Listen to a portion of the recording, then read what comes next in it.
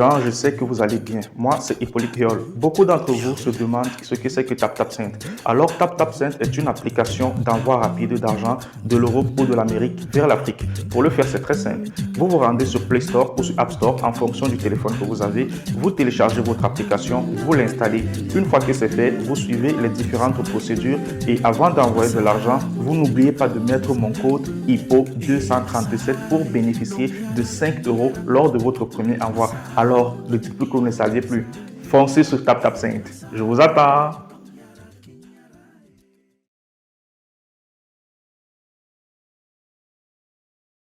Parler des piquants maintenant, si je connaissais les vertus, parce que les piquants aussi ont des vertus.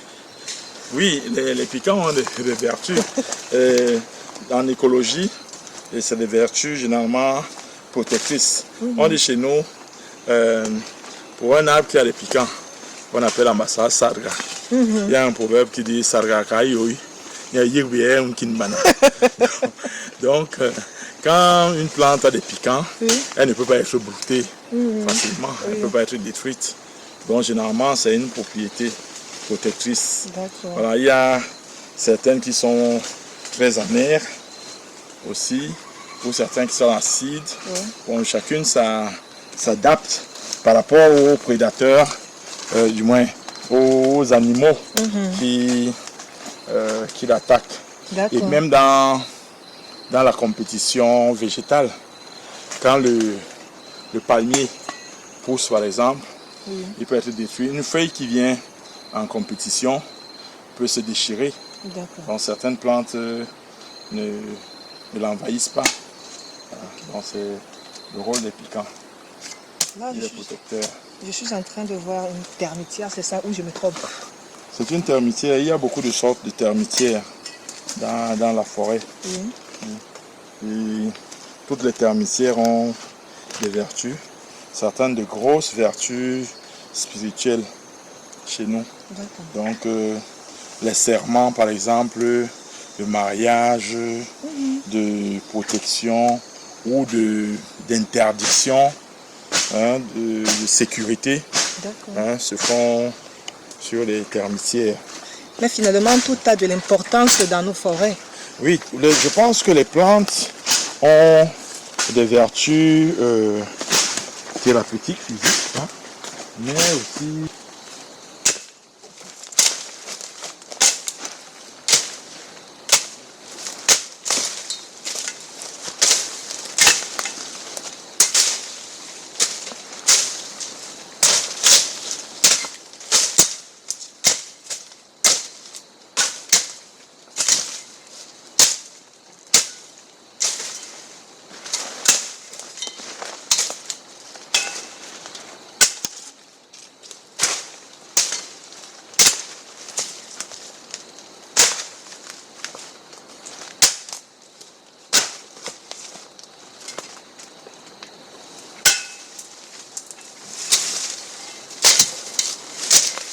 Est-ce que vous pouvez nous dire pourquoi on dit bambou de Chine? C'est une question qui me tarote depuis, parce que je ne comprends pas.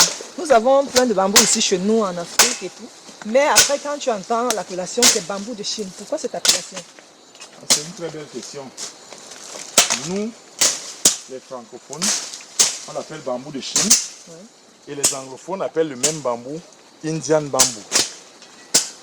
Les anglophones chez nous appellent le bambou Indian bambou, dans le bambou d'Inde. Les francophones l'appellent bambou de Chine, alors que c'est nous qui l'avons ici. En fait, c'est tout simplement le bambou. Et le nom scientifique de celui que nous avons là en main, c'est Bambusa vulgaris. Bambusa vulgaris. Bambusa vulgaris. Donc c'est pourquoi c'est important d'avoir les noms scientifiques. Parce que le nom scientifique, ça veut dire que c'est la même appellation dans le monde entier.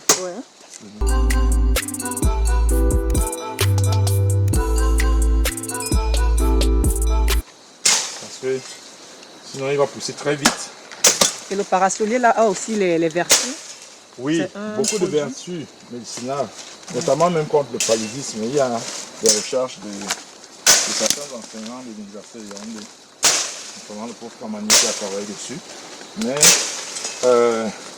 beaucoup de nos plantes ne sont plus très utilisée comme il se doit. Ouais. Donc, il y a beaucoup de vertus. Presque toutes les plantes d'ailleurs ont des vertus thérapeutiques. Oui. Oui. Oui, effectivement, prof, quand vous dites que ce n'est plus utilisé comme il se doit, vous ne pensez pas que c'est par ignorance ou parce que, en tout cas, des gens ne sont pas informés? Parce qu'aujourd'hui, si quelqu'un a le palu, tu vas voir la personne courir, prendre des produits, d'autres produits. Pourtant, nous avons des produits en forêt qui peuvent nous aider. Vous ne pensez pas que c'est l'ignorance ou bien les gens refusent simplement d'utiliser ces produits? Non, en fait, il y a quelque chose qui nous échappe. Dans l'école coloniale Ouais. est la cause première de ce manque de connaissances sur nos plantes médicinales. Médicinal, ouais. Parce que quand l'école coloniale est arrivée, on interdisait aux enfants de parler nos langues. D'accord. Bon, maintenant, si on interdit à un enfant de parler sa langue, il sait par exemple que ça s'appelle l'Iseng. Oui. Son père lui dit, pour utiliser, pour faire ce médicament, il faut utiliser l'écorce de ceci. Mbongolin, Mbabi, Iseng. Donc, maintenant à l'école, on te dit, tu ne parles plus ta langue, tu parles français. Or, le français qui vous enseigne, lui, il ne connaît pas ça. D'accord. Donc, dans tout le vocabulaire de nos villages, la partie pratique, la partie technique, la partie scientifique a été effacée petit à petit. Donc, oui, quand on te dit par exemple que tu soignes avec ça, donc tu dois connaître le nom de la chose en français. Voilà. Si on te dit telle liane, on l'utilise pour tisser un panier. Bon,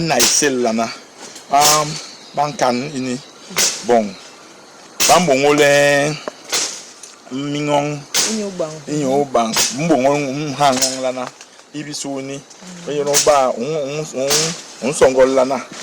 donc, maintenant tu viens à l'école, on te dit A, B, C. Bon, on te parle même plus de ce que toi tu sais faire, ce que tes grands-parents faisaient. Voilà, et tu quittes. En plus, nous sommes sortis donc de notre milieu naturel pour aller vers les villes. Oui. Ce qui fait qu'on a perdu physiquement tout ce qu'on connaissait. Oui. Donc on l'a perdu pour se retrouver dans un environnement où ça n'existe pas. Oui. Donc c'est comme ça que ça s'est donc effacé avec le temps. C'est pourquoi on ne sait plus quelle plante soigne. On parle même du physique ici. Moi, je pense que même le spirituel compte, parce que quand tu laisses le chez toi, tu te dis, tu n'apprends plus à faire ci, à faire ça. Non seulement tu perds le physique, mais même le spirituel, là, tu le perds parce que tu n'es plus accompagné par tes ancêtres là qui t'ont appris à utiliser ce produit. Prouve que ils ne sont pas là par hasard. Donc, chez nous, par exemple, que ce soit le bambou, ou le mango, ou le njansan, ou les coulatiers, c'est important de les aligner, d'avoir un espacement régulier. Voilà. Donc, comme ça, ça prouve que, non seulement ça prouve que ça peut pousser au hasard, mais ça permet aussi, quand on entretient, quand on suit ce qu'on a planté, ça permet de repérer l'endroit où on a mis en terre.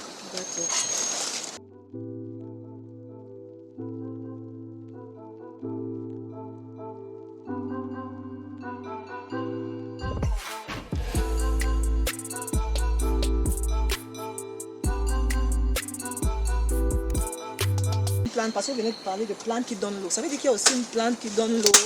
Oui, c'est une plante. D'ailleurs, le nom scientifique m'échappe, mais récemment nous l'avons repéré ici. Quand on coupe la liane,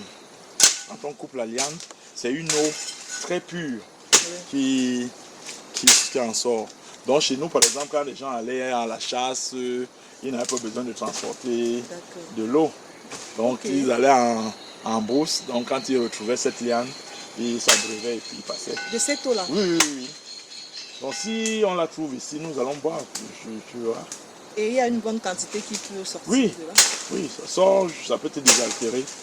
Ça s'appelle en Bassa Ngok. Chez nous, j'ai vu ça au village et j'étais émerveillé pour la première fois. Et récemment, j'étais très content de retrouver ça au jardin botanique ici.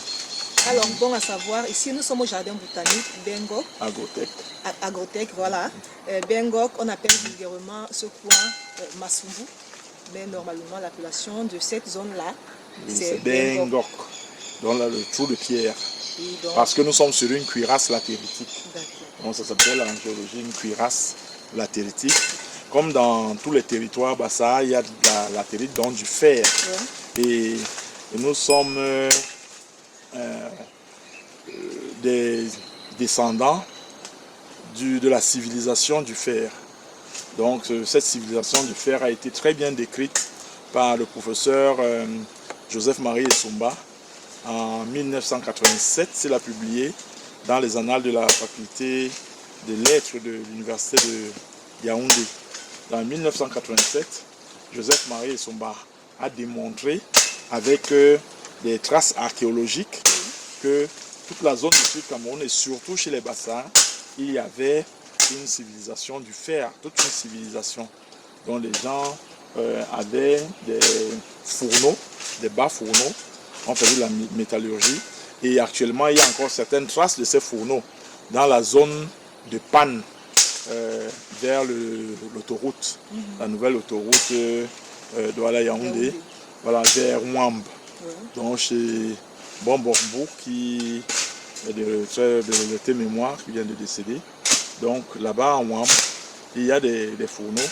Et bien dans toute la zone, dans l'arrondissement de Ndom, par exemple, nous avons déjà recensé au moins une vingtaine de fourneaux. En Ndobat aurait seulement une quinzaine de fourneaux. Donc il y avait toute une civilisation, les gens fabriquaient des objets en fer. Donc ici, jusqu'à Douala, on sait que les Bassa étaient juste ici, un territoire Bassa. On peut même dire que c'est une marque au Cameroun des territoires Bassa, la présence du fer dans le sol.